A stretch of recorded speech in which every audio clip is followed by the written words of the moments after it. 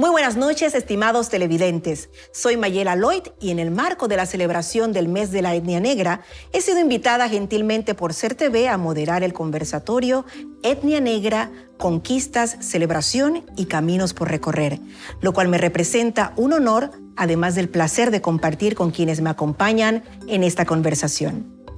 El aporte de la diáspora negra a la humanidad es inconmensurable y muchas veces invisibilizada o minimizada. Es labor de todos acercarnos y ojalá pasar de la superficialidad a aguas más profundas en la conversación y estudio de nuestra historia como país y nuestras raíces. Señala el doctor Alfredo Castillero Calvo, insigne historiador de nuestra patria, en su obra Antología Histórica, que las naciones se nutren de mitos, pero se harán más fuertes y su conciencia colectiva se hará más vigorosa si se alimentan de verdades. Por ello, también agrega el autor, la historia de Panamá debe ser concebida de manera integral. Quiero darles la bienvenida a los invitados de esta noche, quienes nos brindarán desde su experiencia, su propia vida y perspectivas, una mirada a los aportes, conquistas y retos de los afrodescendientes. Empezamos con Graciela Dixon. Ella es licenciada en Derecho y Ciencias Políticas. Posee un posgrado en Derechos Humanos. Es abogada por más de 18 años y fue magistrada de la Corte Suprema de Justicia y la primera mujer afrodescendiente en ocupar esa posición. Es nieta de inmigrantes granadienses, orgullosa del color de su piel y de mantener la autoestima afrodescendiente. Por su parte, Samuel Martin Samuels Harris, es director de la nueva Dirección de las Etnias Indígenas, Afrodescendiente, Migraciones, Minoritarios de la Alcaldía de Panamá, posee un diplomado de Cultura y Desarrollo en la Universidad Tecnológica de Panamá. Desde el año 2000 es miembro de la Coordinación Nacional de Organizaciones Negras Panameñas, cuenta con 20 años de experiencia y lucha por los derechos humanos de las poblaciones afrodescendientes. Es miembro del Consejo Nacional de la Etnia Negra Panameña y del equipo de la campaña de sensibilización, orgullosamente afrodescendiente. Por su parte, nos acompaña desde el Zoom Priest Eric Moses, el sacerdote embajador del Congreso Negro Africano Etíope, miembro de la Comisión contra la Discriminación de la Defensoría del Pueblo, miembro de la Red de Jóvenes Internacional ONECA, productor y locutor del programa de radio online Liberación Africana por ogmusicradio.com. Y Dania Dauman también nos acompaña desde el Zoom. Ella es la dama del jazz de Panamá. Proviene de un hogar musical donde su padre, el reconocido cantante Lord Byron, y su madre, Erenia Méndez de Dauman, le inculcaron el valor de la música. En sus vidas compartió siempre escenario con grandes figuras como Vitín Paz, Lord Panama, Los Vishers, La Cachamba, entre otros. Hoy en día maneja 3 grupos musicales, siendo una influencia cultural en el mundo de la música nacional e internacional. Por su parte, también vía Zoom nos acompañará Alexandra Shelderup, gestora cultural del Ministerio de Cultura. Fue directora de Cultura y Educación de la Alcaldía de Panamá durante el periodo 2014-2019. Para ella, los derechos culturales son parte de los derechos humanos. Desde su anhelado Ministerio de Cultura, ella es una pieza importante para el desarrollo de esta realidad. Allí los vemos, están cada uno vía Zoom. Buenas noches. Buenas noches a todos. Vamos a pasar a nuestra pregunta. Iniciaremos con nuestros invitados aquí en el estudio y cada uno tiene su propia experiencia de reconocimiento o acercamiento a la negritud. Por ende, las respuestas son tan diversas como tan diversas son las mezclas genéticas que poseemos y de las del entorno que hemos vivido. Me gustaría conocer cómo fue ese reconocimiento o acercamiento a la negritud que va más allá de lo físico. ¿Qué lo motivó o inspiró? Iniciamos contigo, Graciela. Buenas noches. Cómo no, muy buenas noches, Mayela. Realmente para mí es un gran placer poder estar aquí para conversar con tantos amigos y amigas que nos reunimos hoy para este lindo conversatorio que creo que va a tener una repercusión histórica importante en el país. Mira, hablar un poco sobre qué me motivó me lleva bastante atrás, y no voy a hacer el cálculo matemático, pero sí me lleva bastante atrás porque Esto ocurre en mi joven adolescencia, mi primera adolescencia en Colón, mi ciudad de origen, gracias a la influencia de un profesor muy querido, una persona que realmente me influenció muy positivamente en esto de tomar conciencia de uno mismo, de quiénes somos y lo que valemos en nuestro medio, en la sociedad. Este fue el profesor Alfred Rowe Tutu, como fue conocido y muchos años después, quien me enseñó a quererme y admirarme como era, y decía: ser negro es ser hermosa, y no había razón para sentirse de otro modo. Por ende, fue el primer ejercicio de autorreconocimiento por allá, por unos años que no cuento, y que me sirvieron realmente de base para poder enfrentar una serie de experiencias de discriminación de las cuales fui víctima desde muy joven.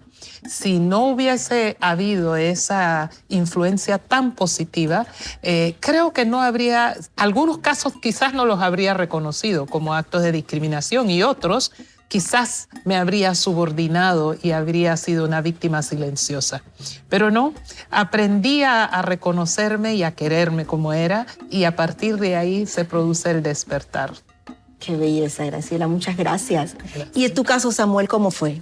Yo creo que desde mis 17 años, cuando comenzaba a participar en los eventos del movimiento social afro, y también yo vengo de la iglesia metodista, donde la iglesia metodista del Caribe, de la iglesia Wesley, de aquí en Avenida B, ahí nosotros identificamos nuestra herencia, porque era una iglesia prácticamente antillana, una iglesia donde muchos de los que asistían, los feligreses, venían de distintas partes de las Antillas. Y eso me hizo ir descubriendo mi identidad, ¿no? De dónde venimos nosotros. Cuestionaba a mi familia, a mi mamá, a mi abuelo, y le preguntaba de dónde somos nosotros.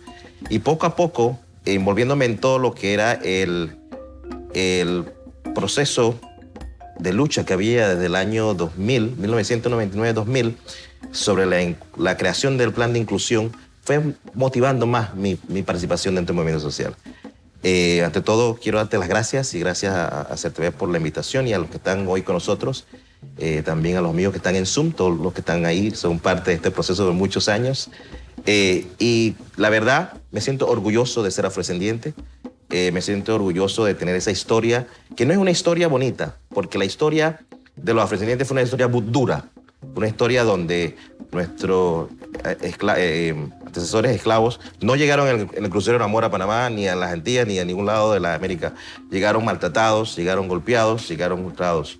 Pero es parte de nuestra historia, y no tenemos que adueñarnos de ella, y que nuestros niños y niñas conozcan realmente qué fue lo que pasó, para poder ir cambiando ese rostro negativo que realmente en ese entonces, de esa esclavitud que sufrieron todos ellos. Entonces, para mí ha sido un honor poder reconocerme, y a la vez poder seguir luchando por los derechos de la población afrodescendiente. Gracias, Samuel, gracias. Vamos a ver qué nos dicen nuestros amigos de Zoom. Vamos con Idania. Idania, ¿cómo fue ese despertar para ti? Bueno, primeramente, buenas noches. Ese reconocimiento, buenas noches. Buenas noches, saludos a todos y bendiciones. Bueno, como puse en mi resumen de vida, fueron mis padres, Mayela. Mi papá siempre me decía: negra bella, nunca tengas ningún problema con decir que tú eres una negra, negro es esto. Mi mamá no se trataba el cabello, mi mamá tenía su cabello natural. Y ella se hacía moños, se hacía esto, se hacía el otro, se ponía sus pañuelos. Y mi mamá es una mulata, pero sin embargo ella siempre decía: yo soy una afrodescendiente, yo soy una negra. Y así me levanté en un hogar donde siempre me enseñaron y me indicaban lo que yo era y qué significaba y por qué tenía que estar orgullosa de eso. Y ahí seguidamente en mi crecimiento fue la música. La música, siempre el gospel, siempre el blues, siempre el jazz, me llamó mucho la atención, y eso tuvo mucha influencia mi papá. Gracias, Idania. Y ahora cuéntanos tú, Alexandra, ¿cómo fue en tu caso? Bueno, estábamos hablando un poquito en la tertulia anterior al inicio del programa con Idani y con Eric, que yo crecí en una escuela muy especial que se llama el Instituto Episcopal San Cristóbal, que es una escuela en Parque Lefebvre, en donde había una gran mezcla. Era una escuela con una influencia muy grande afroantillana, pero donde también habían chinos, donde había gente de la India, y nosotros era súper evidente que lo que había era una riqueza cultural en esa escuela, en donde la discriminación no existía. Por otra parte, mi papá biológico, que era noruego, y mi mamá se separaron cuando yo tenía 1 año y medio, y yo fui criada por un portobeleño, Manuel Rodríguez, que acaba de morir hace muy poco, con lo cual de alguna forma yo era como yo siempre me río y digo que yo soy como una transvesti racial, porque yo al final terminaba siendo una francotiradora, la gente me veía como una rubia de ojos azules, y entonces desde ese lado me tocaba ver el racismo, o sea, me tocaba oír las cosas que la gente de repente no se cuidaba en decir enfrente mío, porque yo empecé a entender, la riqueza, las historias que no se estaban contando, y todo eso se fue traduciendo en mi vida como gestora cultural en algo que se llaman los derechos culturales, que hemos tratado de promover desde todas partes, y ahora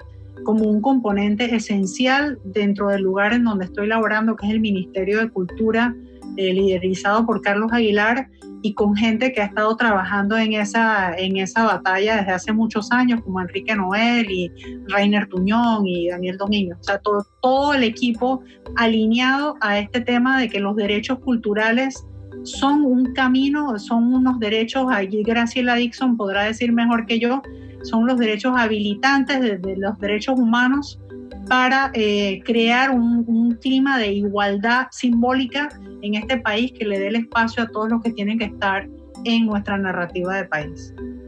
Muchas gracias, Alexandra. La verdad que muy, muy interesante esa experiencia de Alexandra. Vamos ahora con Eric. Eric también nos acompaña vía Zoom. Eric, cuéntanos. Hola, buenas noches. Damos gracias por la invitación.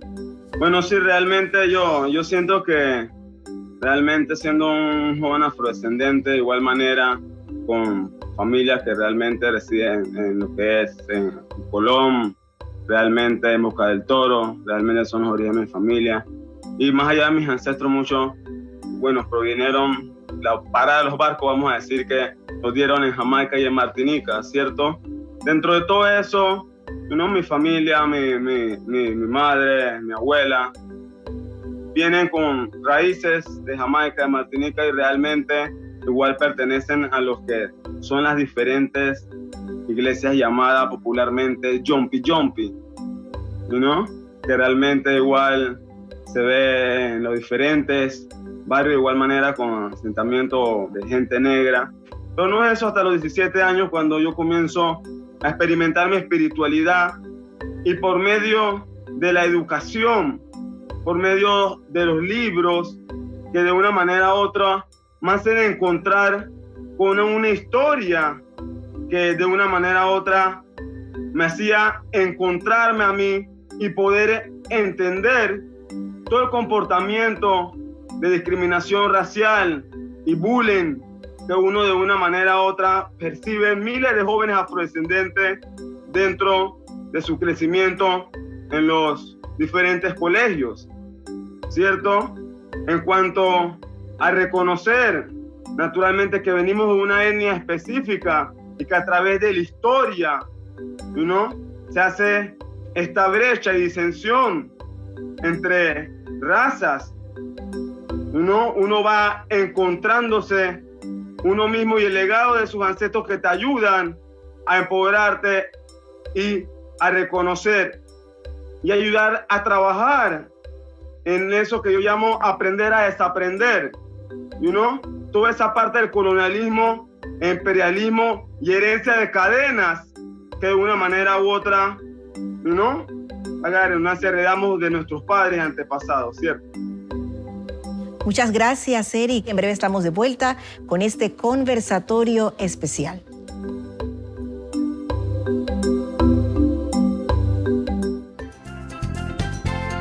Pronto regresamos con el especial en el mes de la etnia negra. Somos Ser TV.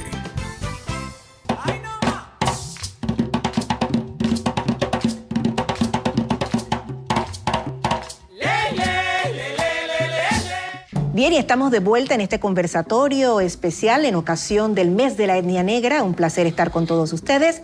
Y seguimos conversando con estos invitados que nos honran hoy en acompañarnos. Quisiera saber qué es lo que más les llena de orgullo como afrodescendientes. Y empiezo nuevamente contigo, Graciela. Como empezamos aquí en el estudio, empiezo, Claro. pero la próxima vas tú, Samuel. Claro. Sí. Bueno, quiero decirte que aunque suene sencilla, es una pregunta difícil. ¿Qué me llena más de orgullo como afrodescendiente? Yo diría todo. Ser negra, pero más que nada el conocer mi historia. El saber de dónde vengo es uno de los elementos que me llena mucho de orgullo. Yo tuve la gran fortuna, la bendición de criarme con un abuelo que vivió 100 años. Y en esos 100 años me contó la historia de dónde vinieron sus abuelos, mi tatarabuela, de qué tribu del África, de qué región específica, de qué pueblo. Y el conocer mi historia es una de las cosas que a mí me llena inmensamente de orgullo. Cómo llegamos a ser, que somos un pueblo, que somos una gente que tiene un corazón grande, que vibramos, que sentimos, que somos fuertes, que tenemos la capacidad de crecer y pensar y de hacer todo lo que está planteado bajo el sol. O sea, que nada es prohibido o imposible para nosotros. Eso a mí me llena de orgullo. El poder estar, el poder alcanzar y el poder servir, el poder hacer mucho o poco para la gente, toda la gente del mundo, para el ser humano en general y particularmente el poder contribuir con mi propia historia para la juventud y las generaciones que vienen más adelante, si en algo puedo aportar. Por supuesto, todavía te queda mucho por aportar, Graciela. Samuel. Yo diría, Mayela, claramente quién soy. Yo creo que, uno, conocer mi historia, porque al conocer mi historia pude descifrar quién soy y hacia dónde quiero ir y qué quiero hacer por mi identidad y por mi grupo, mi etnia, las generaciones. Yo digo que nuestro baile, nuestra comida, nuestra tradición, eso te llena, eso tiene como otra cosa. Tú cuando oyes el toque del tambor, tú sientes como que la sangre se te va a salir explotando por todos lados. Porque nuestra cultura es vida, nuestra cultura es la espiritualidad, esa fe que tiene la población afro y la población negra. Y cuando yo hice mi recorrido familiar, le preguntaba a mi mamá y a mi papá de dónde veníamos nosotros. Y dice, no, mi abuela es de Barbados y mi abuelo de Jamaica. El apellido mío, Samuel, es de Jamaica, viene de Jamaica. Y el Harris es de Barbados, que es de mi abuela. Y le digo, ¿y después de ahí dónde venimos? Porque mi abuela tuvo que venir de algún lado. Le dice, no, sí vino de las Antillas, pero tu tatarabuela viene del África. Y comenzamos a hacer la investigación y a buscar todo. Tuve la oportunidad de ir a Ghana. Y cuando fui a ver la historia de la puerta del no retorno, yo dije, a nosotros nos falta conocer más de nuestra historia. Porque esa historia fue una historia dura, yo lo mencioné al inicio. Fue una historia de cuando salían esas familias que raptaban y las segregaban y salían por esa puerta, no regresaban, porque las dividían, las mujeres para un lado, los hombres para otro lado. Y al momento que los separaban a ellos, los metían en el dungeon, en las cuevas oscuras. De ahí salían a las Américas, Estados Unidos, a Brasil y el Caribe. Era donde salía de ahí de Ghana. Y esa historia me llenó tanto que me hizo seguir buscando más información. Más información. Así que yo me apego, igual que la licenciada Dixon, nuestra historia. Nuestra historia es que nos lleva de orgullo, porque no es una historia rica, no es una historia que nos gustaría nosotros todos tener un cuento de hadas, pero es una historia que nos hace recapacitar para ser mejor y para que no vuelva a suceder más la esclavitud en esta nueva era que vivimos. Así es, Samuel. Y sé que quieres decir que sí era rica, O sea, el rica en el aspecto de que todo lo que tuvieron que sufrir ellos, claro, y hoy nosotros claro. estamos trabajando estamos en otra época. Claro, claro. Pero muy dura. Claro. de cómo vivieron ellos y sufrieron por nosotros. Exacto, exacto. Tenemos una historia muy rica. Sí, muy rica. Definitivamente. Y vamos con Idania. Idania, ¿qué nos cuentas? Yo digo que toda mi cultura. Yo no podría seccionar ni quitar nada porque toda ella es hermosa. Hermosa dentro de lo sufriente. Cuando yo veo estos desfiles, o veo documentales, o escucho a mi gente, o a los grandes letrados que han investigado sobre nuestra historia, que han investigado sobre la música, que han investigado sobre la gastronomía, los que han trabajado en lo que es la política, que han contribuido en lo que es lo social, político, económico, yo me hincho porque digo, wow, ahí estamos. A veces me asusta un poco porque yo misma me digo, me estaré yendo al extremo, pero no. El saber la historia de aquella gente, que todo lo que pasó para que nosotros tuviéramos los beneficios, entre comillas, que tenemos ahora y que no son todo lo que nosotros nos merecemos, hay que sentirse orgulloso de ese sufrimiento que pasaron ellos, porque gracias a ellos, a lo que se enfrentaron, tenemos lo que hoy podemos hacer. Gracias, Idania. Y vamos ahora con Alexandra. Alexandra se siente negra además. Ella tiene muchas vivencias negras. Cuéntanos tú, Alexandra. Bueno, mira, yo quisiera, porque yo no me atrevo de verdad yo quisiera ser afrodescendiente, pero no lo soy, pero sí lo soy culturalmente. Claro. Y yo creo que desde esa perspectiva quería mencionar una palabra muy importante que dijo Eric, que es el tema de decolonizar. Yo creo que, y eso lo han conversado la Senadap la semana pasada en un foro, y creo que la alcaldía lo tiene mañana con la ministra de Educación, de la importancia de la educación intercultural para permitirnos, porque yo creo que nosotros culturalmente todos somos afrodescendientes, pero nosotros tenemos que empezar a tener una relación con esa historia, y una historia vista desde la dignidad, no vista solamente desde el folclore, sino también desde un relato y una cosmovisión que tienen los afros, porque los afros, para mí, por eso fue que hicimos ese Festival de África en América, o sea, para instalar un escenario en el marco del decenio para los afrodescendientes, que estamos en la mitad ahorita, y generar un escenario de saberes desde la resistencia de las comunidades, o sea, esa capacidad que han tenido los afros y los indígenas también para resistir culturalmente a través del arte, pero también a través de su capacidad de hacer comunidad y de tener tejido social y de tener memoria y de pasarse las historias de abuelos a nietos, como estaba contando Idania, como estaba contando Graciela, de pasarse esas historias. Nosotros tenemos que empezar a tener un relato desde la dignidad de esa resistencia, la resiliencia y el reconocimiento que merecen las comunidades afrodescendientes e indígenas, y yo agregaría chinas, que a mí me parece son las tres que han sido, digamos, más invisibilizadas en nuestra historia de país. A mí me llamó mucho la atención que en Jamaica hubo 6 guerras cimarronas, y yo nunca me enteré de eso, yo no sabía. O sea, ¿por qué nosotros cuando estudiamos historia no hablamos de cómo estos grupos le hicieron la vida difícil a los españoles? ¿Por qué no se sabe que cada derecho que se ganaron los afrodescendientes en este país fueron derechos peleados?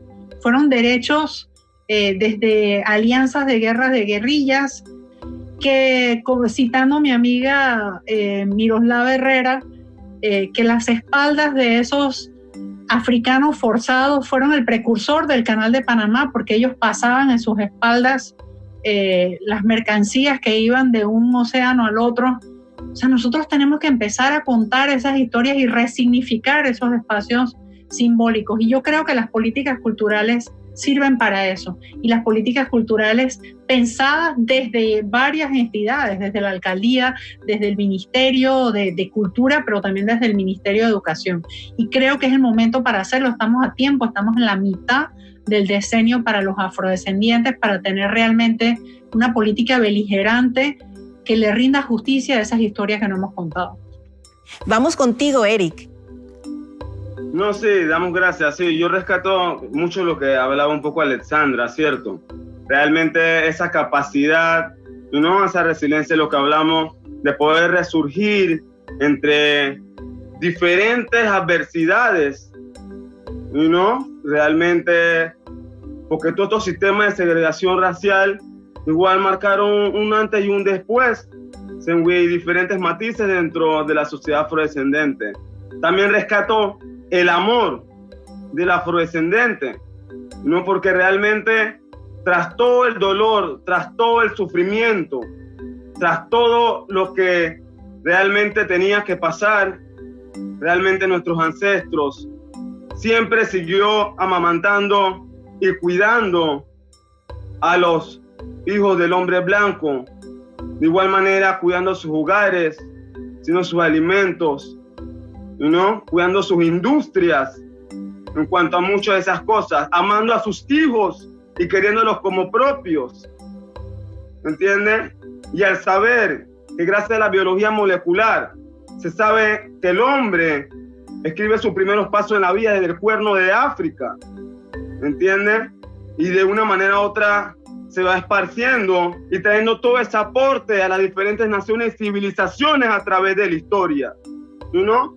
Y recordando de igual manera como lo fue con el Istmo de Panamá, el 15 de agosto de 1519, donde Pedro Arias Ávila utiliza a estos reyes y príncipes del África que fueron esclavizados en América y aportaron a la civilización, ¿no?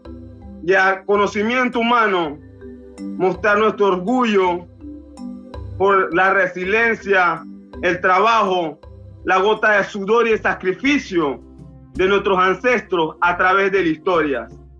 Damos gracias.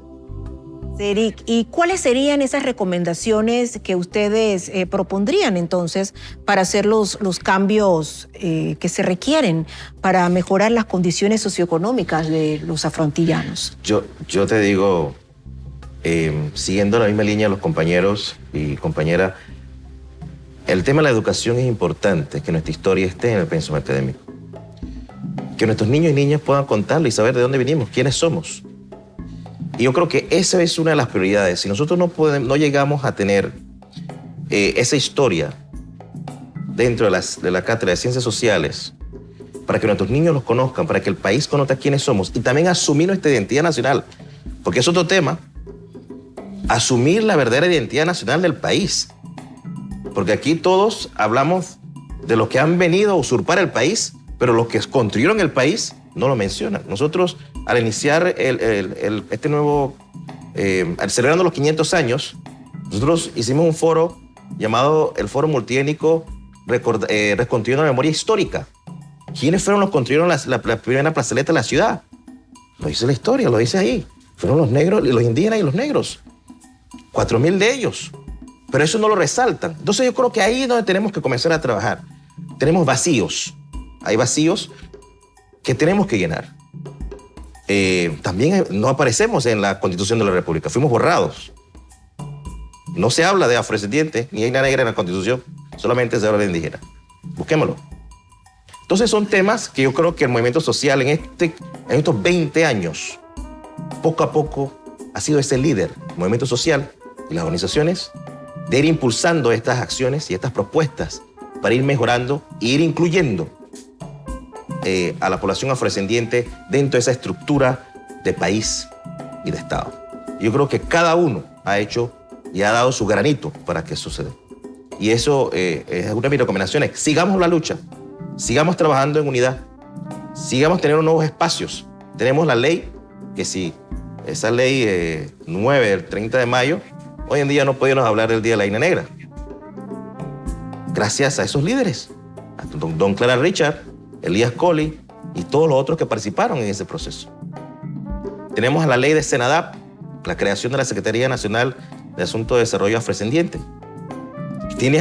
Vamos a pasar a las leyes en la otra pregunta, porque si no, de eso, y tú eres el que me vas a hablar particularmente de eso, porque tú has trabajado muy bien eso, Samuel. ¿Y cómo podemos pasar de la superficialidad de abordar el tema de los afrodescendientes a cosas ya más concretas, Graciela, que realmente impacten en la calidad de vida de los afrodescendientes, en la mejora socioeconómica de ellos? Correcto.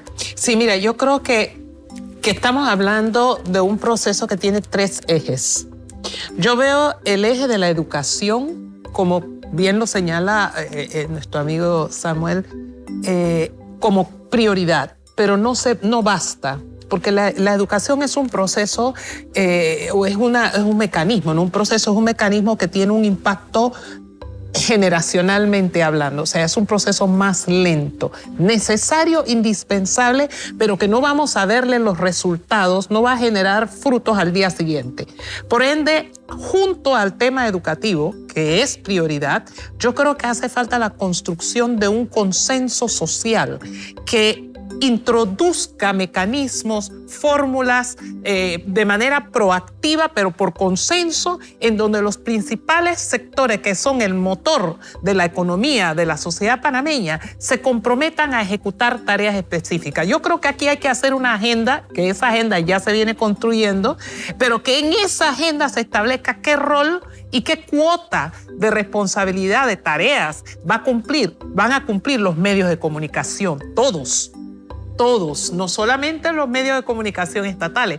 ¿De qué manera se comprometerán a participar las industrias panameñas en el desarrollo de ese proceso de educación masiva y de visibilización de lo que ha hecho, lo que hemos representado los afrodescendientes en este país? Ese sería el otro de los ejes, pero hay otro más. Y este es el económico. Yo sí creo que hace falta una política institucional determinada, seria y firme que promueva el emprendimiento entre las comunidades afrodescendientes, que dé financiamiento para que puedan crear empresas, estructuras, en fin, todos los que representan, no solo, y aquí quiero decir, nosotros estamos hablando de los afrodescendientes por lo que representan, pero es que hay otros grupos, como lo ha dicho Samuel, como son los grupos indígenas, aborígenes, panameños.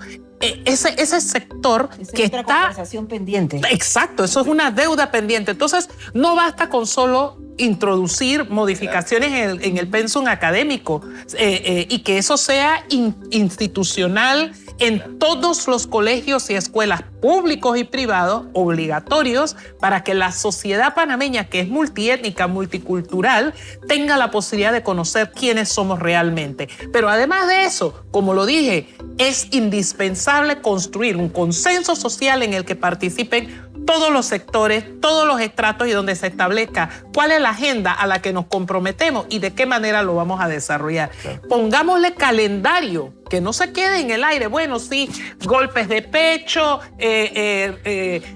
confesiones, es cierto, reconocimiento, pero luego se olvidó hasta el próximo mes de mayo del año que sigue para salir en los desfiles y vernos bonitas las mujeres, elegantes los caballeros, pero estamos en la superficialidad. No.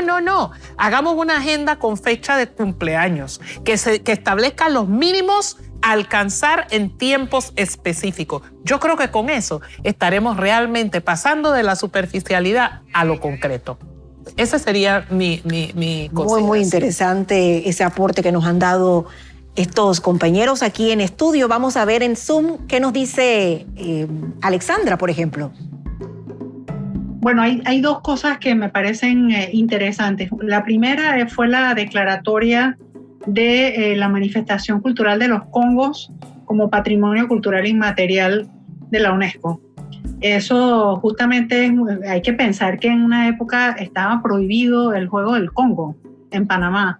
Aquí mis compañeros podrán decirlo mejor que yo, pero los congos tenían que bailar a escondidas. El hecho de esa manifestación cultural como una expresión del cimarronaje y lo que pasaba en el cimarronaje, porque volviendo al tema de la educación, es muy importante que la gente se pueda vestir de Congo, afro, etcétera, pero sin vaciarlo de contenido. Siempre tener en el contexto de que ahí había un ejercicio de lucha por parte de estos grupos que salían huyendo de la esclavitud. Y justamente en ese sentido, a través del préstamo BID para la restauración del patrimonio de Portobelo, San Lorenzo y el Museo Reina Torres de Aragón Antropológico, vamos a crear en Portobelo en la aduana, el primer museo de la esclavitud en Panamá. Así que nosotros, como política, digamos, pública, estamos proponiendo la resignificación de ese espacio desde ese punto de vista. Bien. Gracias, Alexandra, y es momento de ir a otra pausa, pero en breve estamos de vuelta en nuestro conversatorio en ocasión de la celebración del mes de la etnia negra. Ya volvemos.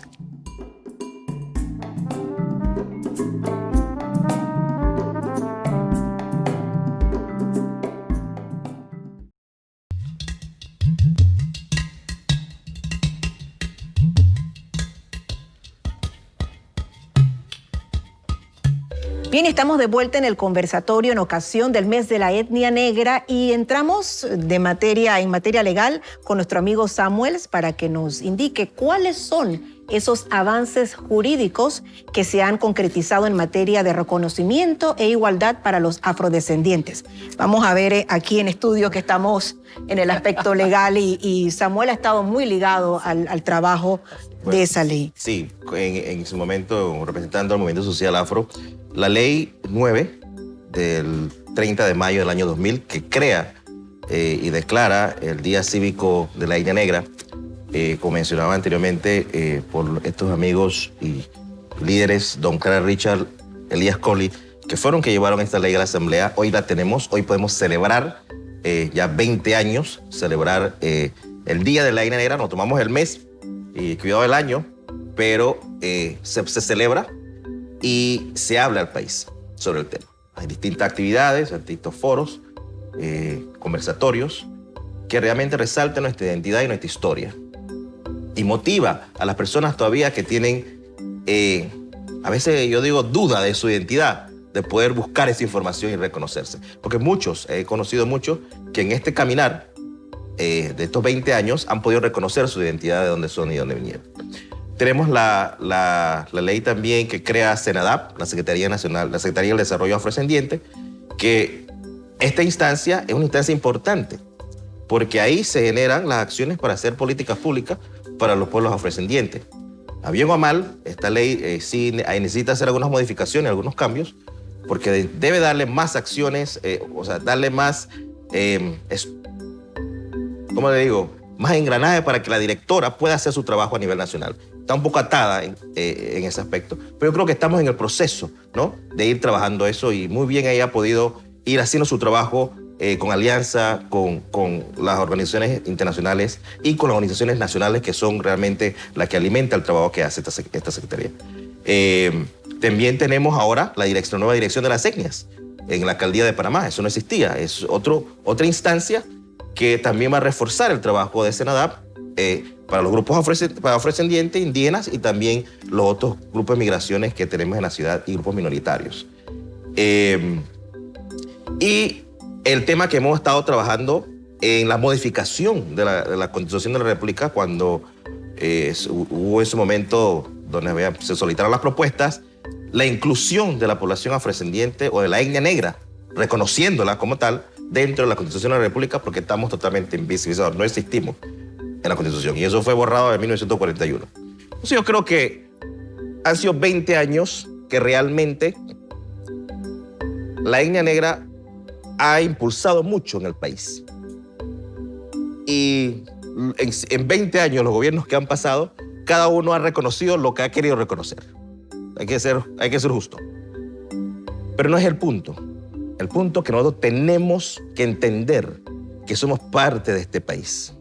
Y como parte de este país, y yo lo digo, a veces suena duro, pero en realidad nosotros los afrodescendientes no pedimos venir a las Américas, ni tampoco pedimos venir a Panamá. Nos robaron del África y nos trajeron, abusaron de nuestra familia, nuestra gente, nos trajeron a América, nos trajeron a Panamá hagamos políticas públicas. Dennos el sitial que nosotros nos merecemos como población. Yo creo que hemos avanzado bastante. Hay que hacer más. Sí, hay que hacer más. Y estoy de acuerdo 100% en la parte del desarrollo económico, el emprendimiento de la población afrodescendiente. En estos 20 años, muchos jóvenes han entrado dentro del emprendimiento. Han puesto sus empresas. Se han identificado con su identidad. Gracias, Samuel. Graciela, desde tu visión jurídica, Sí. ¿qué pudieras aportar? Sí, mira, hay un ángulo que poco se destaca, pero que es muy importante cuando hablamos del aspecto jurídico. Y esto tiene que ver con el derecho internacional. La Constitución Política de la República de Panamá, creo que es en el artículo 4, establece que Panamá reconoce, aplica y acepta los convenios internacionales.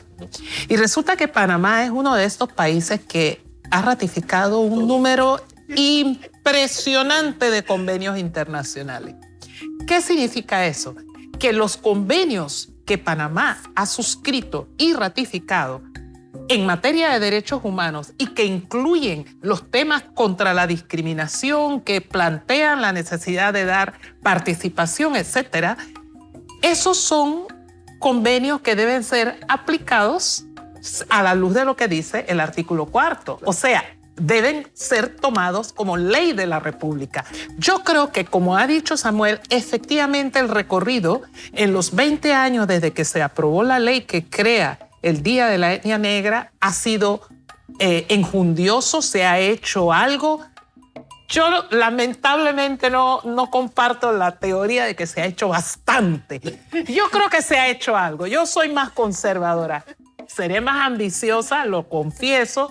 Hombre, yo quisiera el cielo, la luna y las estrellas, pero hemos caminado. Reconozco que hemos caminado, pero el trayecto, la ruta, lo que nos queda por caminar es mucho todavía. Bueno, seguimos aquí en este conversatorio y vamos a pasar a otro tema, y quisiera hacerlo compartiendo una anécdota de una obra que me impactó muchísimo. Maya Angelou, afroamericana, brillante, escritora, poeta, bailarina, actriz e importante figura del movimiento por los derechos civiles. Ella narra en su novela Yo sé por qué canta el pájaro enjaulado los vejámenes del racismo y sobre todo las acciones criminales del Ku Klux Klan. Cuenta en su obra cómo un candidato blanco del lugar hacía campaña, porque en ese instante los negros solo votaban, pero no corrían a cargos de elección. Y les prometo, decía el candidato, que cuando gane haré canchas deportivas para que sus muchachos jueguen al béisbol. Sé que también son muy buenos en el básquetbol. Y por supuesto que las niñas tendrán sus talleres donde aprender a cocinar y a coser, lo que les garantiza que serán buenas amas de casa y excelentes esposas. La escritora, que es protagonista de su propia novela, egresaba ese año del 6º grado con el primer puesto por sus altas calificaciones. Llegaba a 12 años, así que le correspondió hablar por su promoción. Y después de destacar el significado de la jornada que estaba por terminar, de lo bueno que fueron sus profesores y lo inolvidable de sus compañeros, se dirigió al candidato blanco y le dijo: quiero agradecer su buena voluntad, señor. En realidad la vemos por aquí de tiempo en tiempo, y otros momentos nuestros padres hacen enormes sacrificios para lograr lo que tenemos. Pero quiero que sepa que sí, es cierto, jugamos, cocinamos, cosemos y cantamos. Pero nosotros también leemos a Shakespeare y a Víctor Hugo y escuchamos a Mozart y Beethoven. Y tenemos una alta valoración de Darwin y Benjamin Franklin. Con esta cita, que es una radiografía común aún en nuestros días, les pregunto, ¿cómo desmontar efectivamente los prejuicios y condicionamientos construidos, heredados y por muchos asumidos más allá de la ley, que es un gran avance, pero es más una imposición hacia el justo reconocimiento de igualdad de derechos y oportunidades entre las personas? Aún culturalmente no está asumido. El trabajo no es solo legal, sino también educativo y cultural. Y en ese sentido, ¿qué se está haciendo y qué proponen? Vamos a comenzar con Alexandra, que esta es su materia. Yo pienso que el crisol de razas en Panamá es como una negación del racismo estructural que existe y además es un tema que blanquea. El crisol de razas nunca te vuelve más oscuro, sino que invisibiliza tu particularidad como desde la perspectiva esta del melting pot. Entonces, yo pienso que nosotros tenemos que darnos cuenta que tenemos un racismo estructural, que existen cosas como el perfilamiento racial en Panamá, pero que ese perfilamiento racial también requiere del tema de la autorrepresentación, y por eso es tan importante el trabajo que están haciendo con el censo. Y ahí entonces me voy para atrás de por qué el arte y la cultura y la memoria son esas herramientas que nos van a ayudar a poder decir, oye, sí, yo soy eso, esa es mi historia. Y Eric, ¿qué planteas? Hay que llevar un trabajo en conjunto, sociedad civil, gobierno, llámese representantes de las comunidades, porque naturalmente observamos que los pueblos, ¿no? Los afrodescendientes, los indígenas, siento que el trabajo que haga la sociedad civil conjunto con el gobierno, llámese alcaldía, el Ministerio de Desarrollo Social, el Ministerio de Cultura, en mira de construir y también de rescatar a todos esos niños de estos suburbios que de una manera u otra, cuando el padre o la madre está trabajando, ¿no? Poder tener lugares de donde acogerle y darle una educación o programas que ayuden de una manera u otra a sacarlo de los barrios, de los malos ejemplos, de las malas actitudes.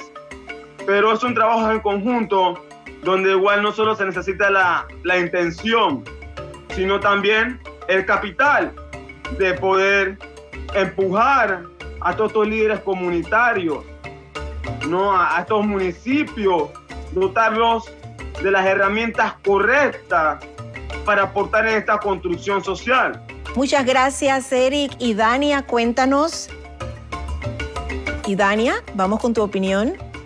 Bueno, ¿Cómo desmontar efectivamente estos prejuicios? Condicionamientos, todo ello, ¿cómo podemos desmontarlos?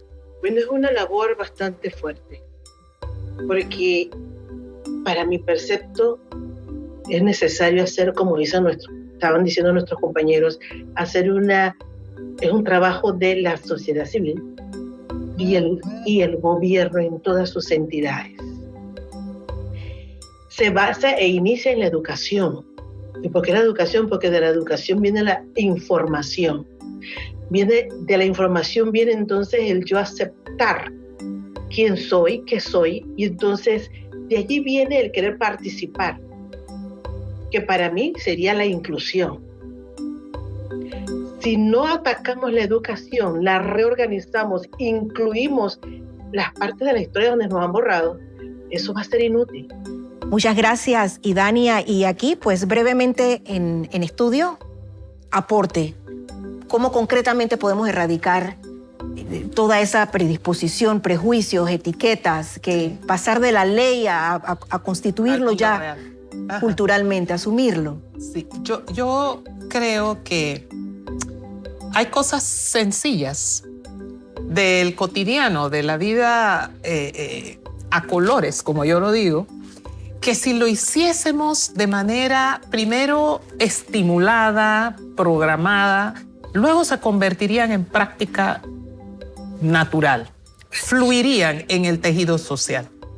Cosas como empezar a abrirnos más unos grupos a los otros. Estamos en la era del COVID-19 y ya no nos podemos abrazar, por ahora.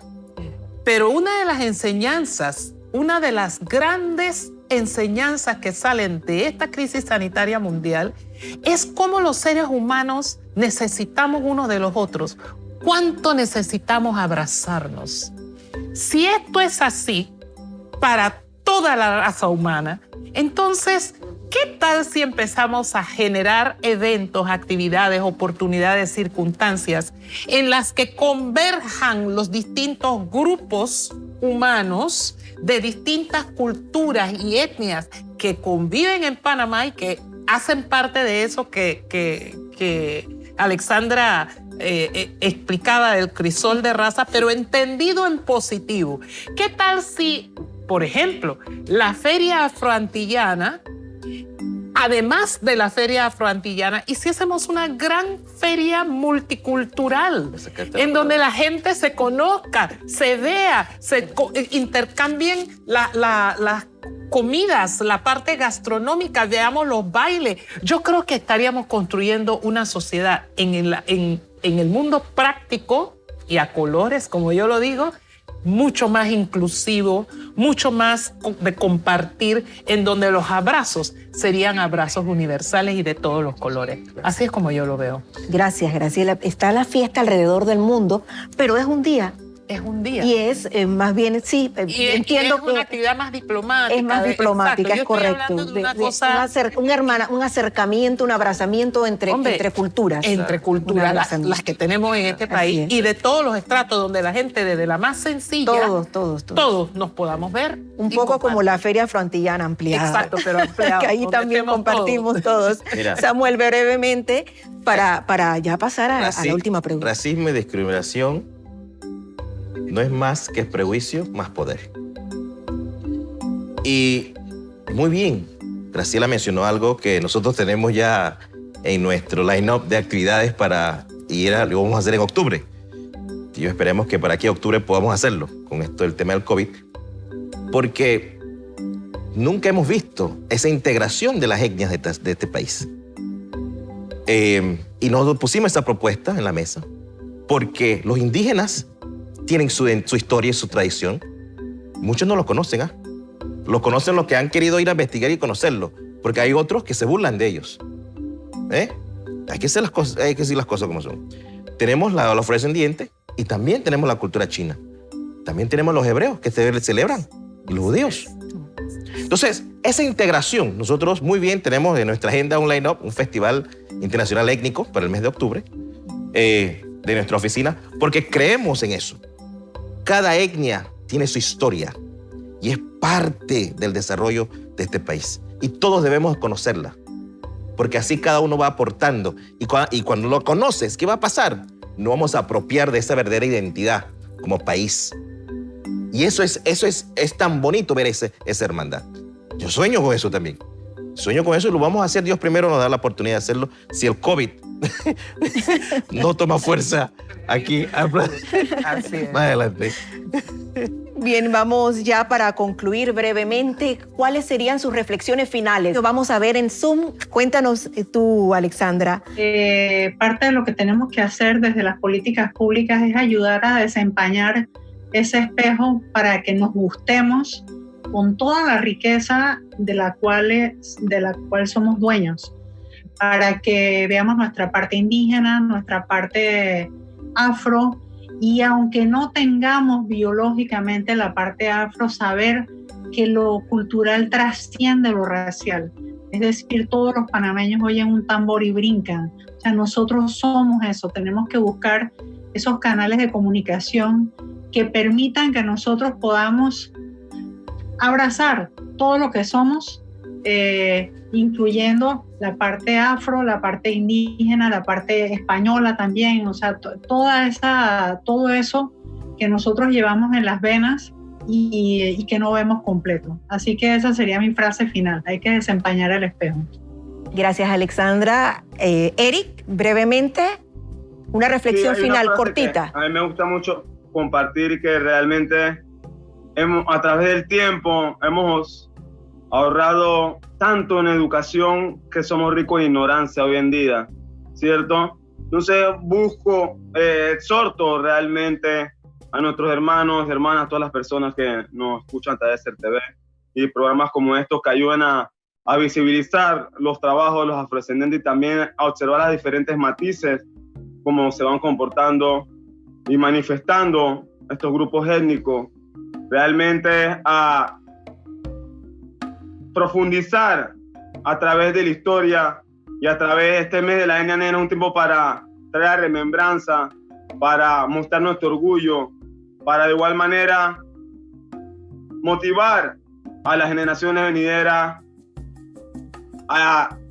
preservar la herencia cultural y a través de ella ir empoderándose a manera de que ese empoderamiento se vaya reflejando en acciones que traigan la balanza en la justicia social que hoy buscamos y hemos trabajado por más de 20 años el pueblo afrodescendiente.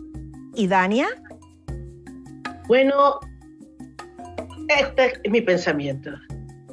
Somos afrodescendientes los 365 días del año, no solamente en mayo. Por ende, para mí es clave la aceptación. La aceptación hay que trabajarla no de una manera comercializada, que es el mes donde vamos a vender más vestimentas afro, en el salón de belleza van a hacer más moños y todo el mundo se quiere vestir como si fuera un disfraz. Los 365 días del año somos afrodescendientes y por ende no solamente en mayo tenemos el tiempo para trabajar, tenemos todo un año, tenemos 365 días para seguir trabajando en esa inclusión que todos deseamos que sea efectiva en algún momento.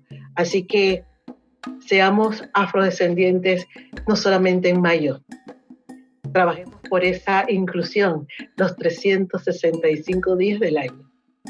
Gracias. Y Dania, vamos contigo, Samuel.